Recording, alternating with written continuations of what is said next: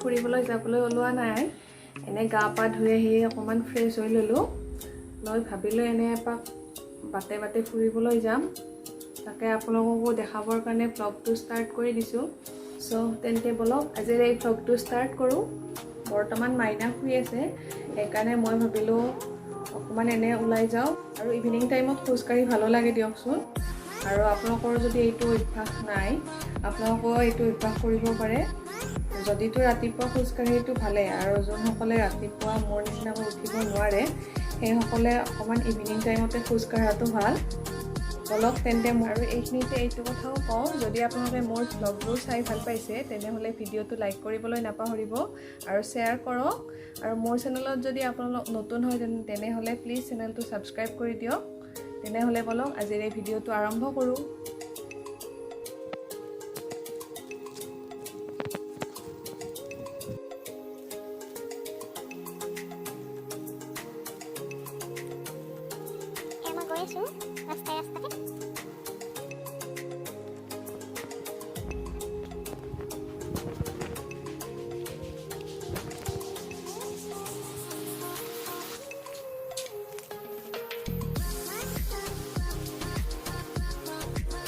মোৰ পিছফালে পৰিৱেশটো চাওকচোন পথাৰত নতুনকৈ ফুৰি দিছে কি মজা লাগিছে হয়নে আজি বহুত দিনৰ মূৰত ৰ'দটো ওলাইছে সেইকাৰণে অকণমান ভাল লাগিছে চাওকচোন ৰ'দটো অকণমান ওলাইছে সদায় বৰষুণ দি থাকিলেও জেগাবিলাক ইমান লেতেৰা লাগে ফুৰি আহি মই ঘৰ পালোঁ ভৰি হাত ধুই ল'লোঁ আৰু ভাবিলোঁ কিবা এটা বনাম আজি মিঠা কিবা এটা খাবলৈ বনাম তাৰ কাৰণে গেছত গাখীৰ গৰম হ'বলৈ দিছোঁ গাখীৰখিনি ঠাণ্ডা হ'ব লাগিব সেইকাৰণে মই আগতে গাখীৰখিনি অকণমান পগাই লওঁ মই মিঠাই খাই বৰ বিশেষ এটা ভাল নাপাওঁ তথাপি আৰু কেতিয়াবা খাবলৈ মন যায় দিয়কচোন আৰু মই ভাবিলোঁ ইনষ্টেণ্ট কি বনাব পাৰিম মিঠাই সেইকাৰণে এটা মনতে খেলিছে আৰু সেইটো বনাই দেখাওঁ আপোনালোককো একদম সহজ হয় আৰু খাবলৈও টেষ্টি হয় মই আগতেও বনাইছোঁ খাই বিৰাট ভাল লাগিছে সেইকাৰণে মই ভাবিলোঁ আপোনালোককো আজি সেইটো বস্তু দেখাই দিওঁ যিহেতু অতি সহজ হয় আপোনালোকেও এবাৰ ঘৰত ট্ৰাই কৰিব পাৰিব আৰু আটাইতকৈ ডাঙৰ কথা বেছি বস্তু ইয়াতে নালাগে ঘৰত থকা বস্তুৰে হৈ যাব তেনেহ'লে চাওকচোন মই আজি কি বনাম গৰমৰ দিনত আমি খুব পানী খাব লাগে তেতিয়া আমাৰ শৰীৰটো হাইড্ৰেটিং হৈ থাকে যিমান পাৰে সিমান বেছি পানী খাব লাগে তেতিয়া স্কিনৰ কাৰণেও ভাল এইফালে টিকলিও উঠিল তাইকো এতিয়া অকণমান ফুৰাই আনো মই এইফালে ভ্লগ কৰি থাকোঁতে তাই এইফালে চিঙৰি আছে মাও বাহিৰত আছিলে মই সেইকাৰণে পানীৰ গ্লাছ থৈ পেলাই দৌৰিলোঁ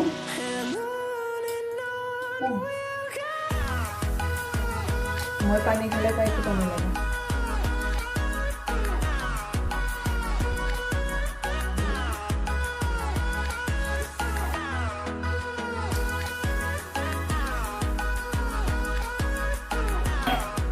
তাইকো এনে এবাৰ বাহিৰত ফুৰাই আনো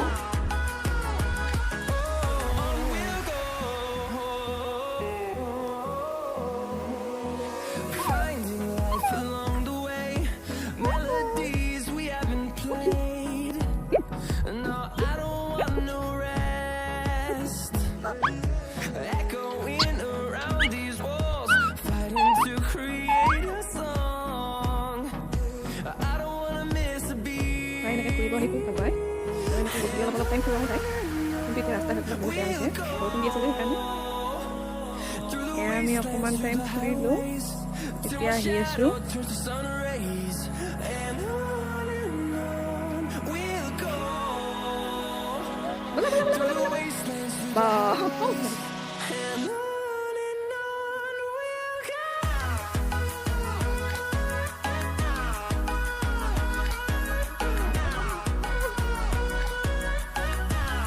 আমি ফুৰি আহি ঘৰ পালোঁ এতিয়া মই পাকঘৰত যাম কিবা এটা বনাম কৈছিলোঁ নহয়, চাই থাকক।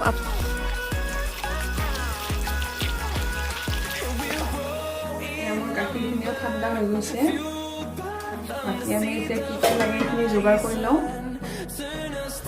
মিঠাইবিধ বনাবলৈ আমাক মাৰি বিস্কুট লাগিব। যিকোনো মাৰি বিস্কুট ল'ব পাৰে। মই ইয়াতে বিগ ফাৰ্মৰ মাৰি লৈছোঁ। আৰু আমাক দুটামান ইলাচি লাগিব। আৰু বিস্কুট কেইটা কাটি মই এইকেইটা ব্লেণ্ডাৰত ব্লেণ্ড কৰি ল'ম। বিস্কুটখিনি ভাঙি ভাঙি মই জাৰত দি দিছোঁ যাতে সোনকালে গুড়ি হৈ যায়। আৰু এতিয়া ইয়াতে মই দুটা ইলাচিও দি দিম। আৰু মই মিঠাই বনাবলৈ 2 পেকেট বিস্কুট ব্যৱহাৰ কৰিছোঁ।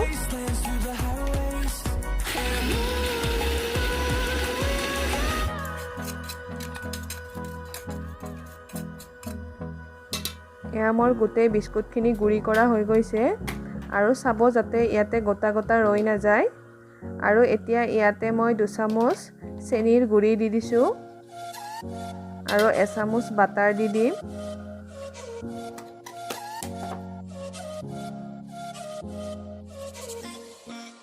এতিয়া গোটেইখিনি মই ভালদৰে মিক্স কৰি লৈছোঁ।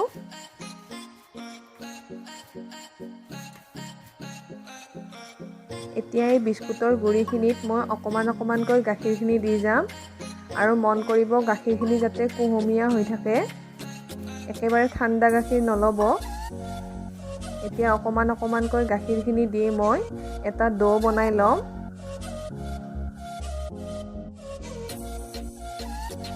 বিস্কুটৰ ডোটো বেছি টান কৰি নেপেলাব, অকণমান ঢিলা কৰি ৰাখিব। এয়া মোৰ ডোটো ৰেডি হৈ গৈছে। আৰু এতিয়া মই এই মিশ্ৰণখিনি হাতত লৈ পেৰাৰ আকৃতি দিম। আপোনালোকে ইচ্ছা কৰিলে ইয়াক বেলেগ ধৰণৰ আকৃতি দিও ল'ব পাৰে। এই মিশ্ৰণখিনিত আপোনালোকে ড্ৰাই ফ্ৰুইটছ মিলাই লাড্ডু বনাইও খাব পাৰে। তেনেকৈও খাই ভাল লাগে। মই আজি পেৰা কৰিয়ে বনাইছোঁ। পেৰাটো বনাবলৈ সকলোৱে নিশ্চয় জানেই। হাতত এনেকৈ অকণমান মিশ্ৰণ লৈ লাড্ডুৰ আকাৰ কৰি 2খন হাতেৰে চেপেটা কৰি দিলেই হৈ যায়। আৰু মাজত এনেকৈ অকণমান দবাই দিলে হ'ল।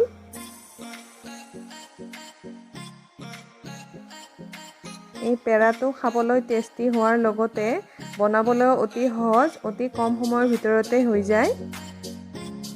এয়া দেখিছেনে মোৰ গোটেই পেৰাখিনি বনোৱা হৈ গ'ল। আৰু এতিয়া মই এনেকৈ আলমণ্ডেৰে গাৰ্নিচিং কৰি দিছোঁ দেখিবলৈ ভাল হোৱাৰ কাৰণে। এইটো অপশ্যনেল হয়, নিদিলেও কথা নাই। এয়া চাওক মোৰ ইনষ্টেণ্ট পেৰা ৰেডি হৈ গ'ল। দেখাত কেনেকুৱা লাগিছে? একদম দোকানৰ নিচিনা খাবলৈ হয়। আৰু ইয়াতে যে মই ইলাচি দিছোঁ সেইটো আপোনালোকেও দিব। সেইটো দিলে বিস্কুটৰ যিটো এটা স্মেল থাকে সেইটো নাইকিয়া হৈ যায়, যে গমেই নাপাব যে এইটো বিস্কুটেৰে বনাইছে। আৰু এতিয়া যিহেতু পূজা আহি আছে, ধৰক গণেশ পূজা, বিশ্বকৰ্মা পূজা, আপোনালোকে সেই পূজাবোৰত এনেকৈ মিঠাই বনাই গোসাঁইকো দিব পাৰিব। আৰু অতি সোনকালে হৈ যায়, একো কষ্টই নাই। বিস্কুটখিনি গুড়ি কৰি জাষ্ট গাখীৰেৰে সেয়া কৰিলেই হৈ গ'ল। আপোনালোকেও ট্ৰাই কৰিব। মই এটা খাই দেখাইছোঁ বাৰু।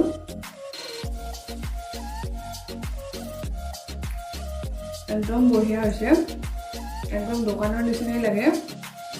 এতিয়া আমি এইখিনি চাহৰ লগত খাওঁ। আৰু আপোনালোকে এবাৰ ট্ৰাই কৰি চাব।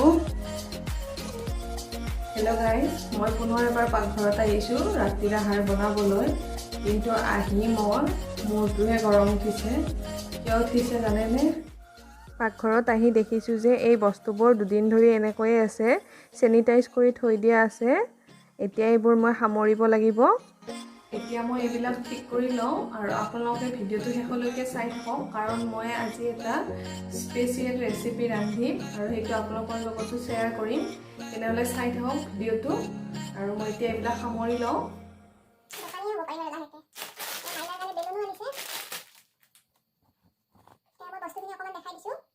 নিমখ, শ্যাম্পু, বেকিং পাউডাৰ, চুজি, বেলুন, বিস্কিট, মিক্সাৰ, ভুজিয়া, ৰিফাইন, মচুৰ দাইল, মিঠাতেল, চাহপাত, মেকৰণি, আটা, চাবোন, চাৰ্ফ ইত্যাদি ইত্যাদি, টুথপেষ্ট। বাপৰে, এতিয়া এই দোকানখন মই সামৰাহে কথা। আৰু আপোনালোকে চাই থাকক ভিডিঅ'টো। হে গাইজ, মোৰ সেইবিলাক সামৰা সুতৰা হৈ গ'ল।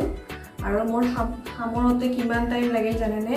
প্ৰায় 1 ঘণ্টা লাগি গ'ল আৰু কিবা কিবি থাকিলে সেইবিলাক থৈ দিলোঁ কাৰণ এইফালে দেৰি হৈ যাব ডিনাৰ বনাবলৈ আৰু মায়ে কিবা কিবি যোগাৰ কৰি দিছে আজি মই স্পেচিয়েল ৰেচিপি এটা দিম বুলি কৈছোঁ যে সেইটো বেলেগ একো নহয় এখন চব্জি বনাম বুলি ভাবিছোঁ চব্জিখন পটল আৰু আলুৰে বনাম অলপ বেলেগ ষ্টাইলত বনাম আপোনালোকে চাই থাকক মা মোক পটল আৰু আলু আৰু পিঁয়াজখিনি কাটি দিছে এতিয়া মই এটা পেষ্ট বনাব লাগিব আৰু তাৰ কাৰণে মোক লাগিব বিলাহী লাগিব আৰু আদা নহৰু আৰু কেঁচা জলকীয়া লাগিব এইখিনি মই এতিয়া গুচাই লওঁ নহৰু দুটা লৈছোঁ কাৰণ মই আৰু এতিয়া দুটা নালাগে চব্জিখনত এটা হ'লেই হ'ব আৰু এটা মই এখন শুকান মাছৰ চাটনি বনাম তাতো ইউজ কৰিম একেলগে গুচাই লওঁ বাৰু আপোনালোকে ভিডিঅ'টো চাই থাকক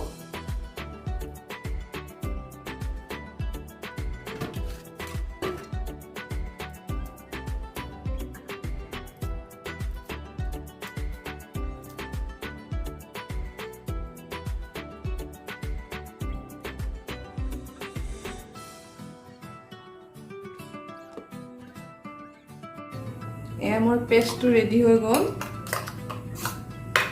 আৰু এইফালে মই কেৰাহী পাতি দিছোঁ গেছত গৰম হ'বলৈ দিছোঁ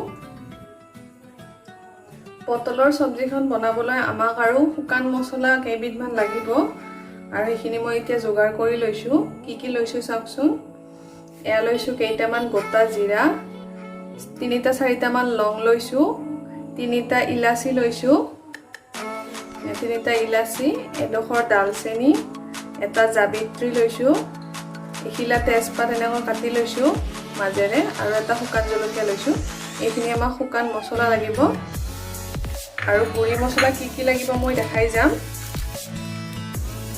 এয়া মোৰ কেৰাহীখন গৰম হোৱাত মিঠাতেল দি দিছোঁ আৰু আমি প্ৰথমতে পটলখিনি ফ্ৰাই কৰি ল'ম মই পটলখিনি দি দিছোঁ আৰু এইখিনি ফ্ৰাই কৰি ল'ম এতিয়া পটলখিনি ফ্ৰাই কৰোঁতে মই অকণমান হালধি আৰু অকণমান নিমখ দি দিছোঁ দি এইখিনি অকণমান ৰঙচুৱা হোৱালৈকে ফ্ৰাই কৰি ল'ম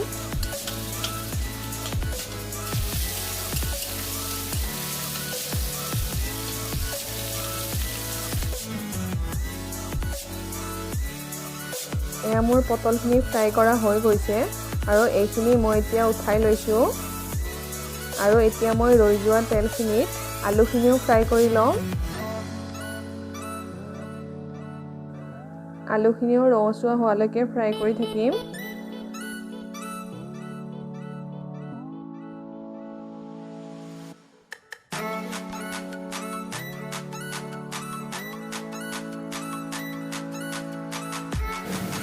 এইফালে মোৰ আলু ফ্ৰাই হৈ আছে আৰু মই এতিয়া এয়া শুকান মাছ তিয়াই ৰাখিছোঁ গৰম পানীত শুকান মাছৰ চুটকি খাই পাইছেনে খাই হ'লে বিৰাট ভাল লাগে আজি মই তাকে বনাম বুলি ভাবিছোঁ আৰু তাৰো যোগাৰখিনি কৰি ল'লোঁ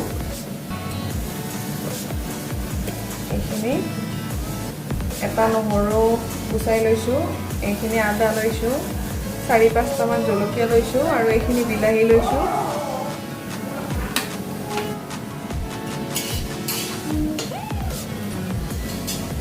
এয়া সদায় নিচিনাকৈ আজিও আহি গৈছে এইটো কি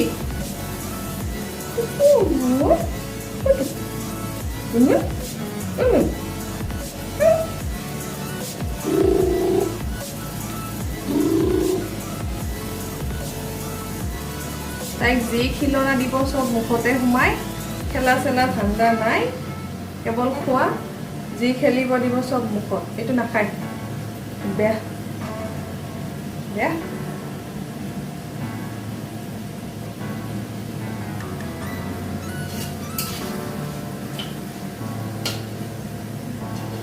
মই মাইনাক দি থৈ আহিলোঁ কাৰণ সৰু ল'ৰা ছোৱালীলৈ পাকঘৰত কাম কৰাটো বহুত ৰিস্ক হয় সেইকাৰণে আৰু এইফালে মোৰ আলুখিনিও ফ্ৰাই হৈ গৈছে এতিয়া এইখিনিও মই উঠাই ল'ম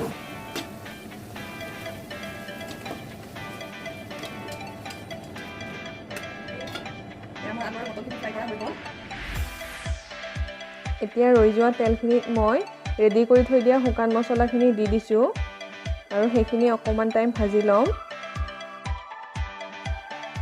এতিয়া ইয়াতে মই কাটি থোৱা পিঁয়াজখিনি দি দিছোঁ আৰু এইখিনি ভালদৰে এতিয়া ভাজি ল'ব লাগিব।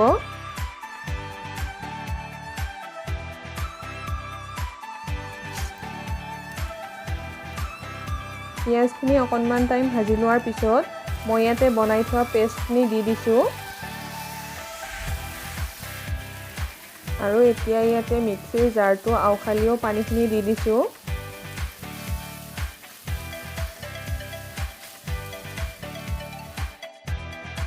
ইয়াতে এতিয়া মই এচামুচ চেনি দিছোঁ।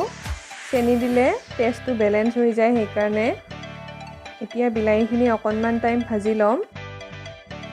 বিলাহীখিনি অকণমান টাইম ভাজি লোৱাৰ পিছত মই ইয়াতে হালধি গুড়ি, মিট মছলা, ধনিয়া গুড়ি, জিৰা গুড়ি আৰু অকণমান ৰঙা জলকীয়াৰ গুড়ি দি দিছোঁ। এতিয়া গোটেই গুড়ি মছলাখিনি মিক্স কৰি দিছোঁ আৰু ইয়াতে সোৱাদ অনুসৰি নিমখখিনিও দি দিছোঁ।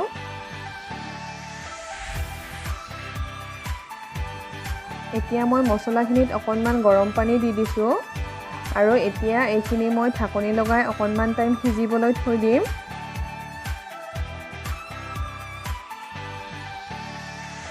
এতিয়া মই ঢাকনি গুচাই গোটেই মছলাখিনি লৰাই দিছোঁ আৰু মোৰ গোটেই মছলাখিনি ভজা হৈ গৈছে। এতিয়া ইয়াতে মই ভাজি থোৱা পটল আৰু আলুখিনি দি দিলোঁ আৰু এইখিনিও অকণমান টাইম ভাজি ল'ম। এতিয়া অকণমান টাইম এইখিনিও ঢাকনি লগাই থৈ দিম আৰু এই মোৰ পটল আৰু আলুৰ চব্জিকণ অকণমান গ্ৰেভি টাইপ বনাম, সেইকাৰণে মই ইয়াতে অকণমান পানী দি দিছোঁ আৰু আপোনালোককো যিমান পৰিমাণত গ্ৰেভিৰ প্ৰয়োজন হয় সেই হিচাপত পানীখিনি দি দিব। এইফালে চব্জিকণ উতলে মানে মই শুকান মাছৰ চাটনিখিনি বনাই ল'ম আৰু তাৰ কাৰণে মই শুকান মাছখিনি মিক্সিং জাৰ এটাত দি দিছোঁ আৰু ইয়াতে 4-5টামান জলকীয়া দিছোঁ আৰু আদা নহৰুখিনিও এনেকৈ দি দিছোঁ।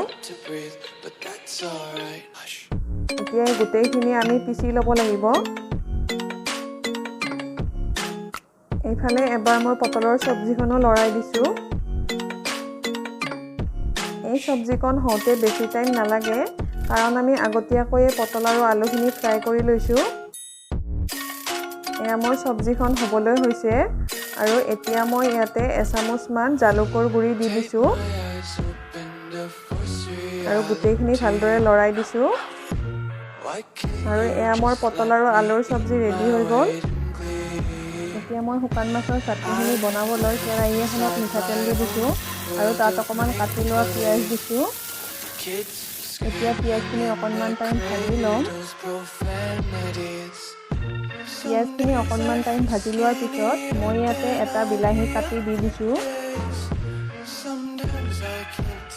এতিয়া সোৱাদ অনুসৰি নিমখ দি দিছোঁ। এতিয়া ঢাকনি লগাই বিলাহীখিনি সিজিবলৈ দিম।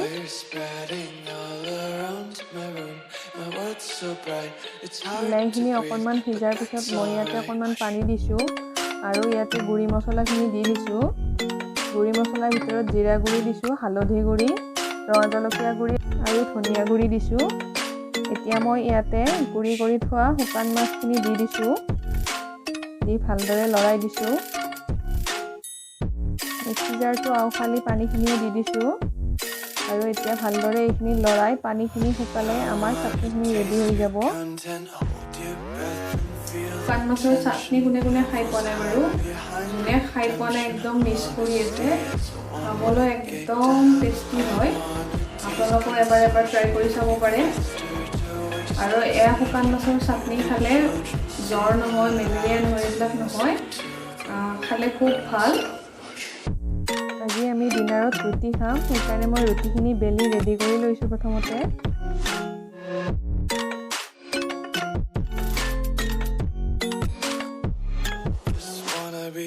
এইফালে মই শুকান মাছৰ চাটনিখিনিতো পানীখিনি নাইকিয়া হৈ গৈছে। এতিয়া আমাৰ এই শুকান মাছৰ চাটনি ৰেডি হৈ গ'ল।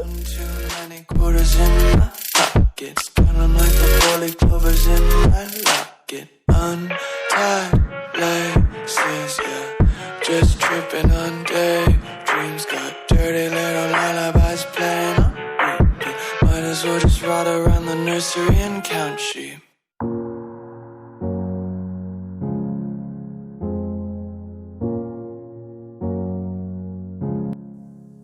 এয়া আমাৰ ইয়ামি ডিনাৰ ৰেডি হৈ গ'ল। এইখন হৈছে পটল আৰু আলুৰ চব্জিখন। দেখিবলৈ কিমান ধুনীয়া হৈছে চাওকচোন। আৰু এইখিনি হৈছে শুকান মাছৰ চাটনি আৰু ইফালে ৰুটি বনাইছিলোঁ। হেল্ল' গাইজ, মই এতিয়া জাষ্ট ডিনাৰ কৰি আহিছোঁ আৰু সঁচাকৈ কৈছোঁ তৰকাৰীখন পটলৰ যিখন চব্জি আছিল আৰু শুকান মাছৰ চাটনিখন খাবলৈ সঁচাকৈয়ে টেষ্টি হৈছিল। মই আগতেও খাই চাইছোঁ, সেইকাৰণে আপোনালোকক আজি শ্বেয়াৰ কৰিছোঁ। আৰু আপোনালোকেও যদি একেবোৰ চব্জি খাই বৰ হৈ গৈছে, এই চব্জিখন ট্ৰাই কৰি চাওক, একদম টেষ্টি হয়। পাকঘৰত কাম কৰি ঘামি গৈছোঁ, একদম ঘামি গৈছোঁ। এতিয়া ফ্ৰেছ হ'বলৈ যাম আৰু মই ভিডিঅ'টো আজি ইয়াতে এণ্ড কৰিছোঁ। আপোনালোকৰ যদি মোৰ আজিৰ এই ভ্লগটো ভাল লাগিছে তেনেহ'লে লাইক কৰিব, শ্বেয়াৰ কৰিব আৰু যদি মোৰ চেনেলটোত নতুন হয় প্লিজ ছাবস্ক্ৰাইব কৰি দিব। মই আগলৈও এনেকৈ ভ্লগ নাইবা ভাল কণ্টেণ্ট লৈ ভিডিঅ' বনাই যাম আৰু ৰেচিপিও দি থাকিম। তেতিয়াহ'লে আপোনালোকেও মোক সঁহাৰি জনাই যাব। আজিলৈ ইমানেই, bye bye, love you all, good night.